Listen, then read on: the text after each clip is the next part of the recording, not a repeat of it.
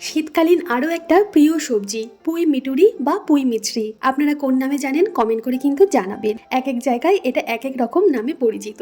এই রেসিপিটা থাকলে এক থালা ভাত অনায়াসে কিন্তু আমি শেষ করে দিতে পারি। পুঁই মিটুরি ভাজা তো ভীষণ ভালো লাগে, এছাড়া পুঁই মিটুরির চচ্চড়ি খেতেও বেশ পছন্দ করি। তার জন্য চিংড়ি মাছ তো লাগবেই। চিংড়ি মাছটা লবণ হলুদ মাখিয়ে রেখে দিলাম, পুঁই মিটুরি আর কুমড়োটা ছোট ছোট করে কেটে রেখে দিলাম।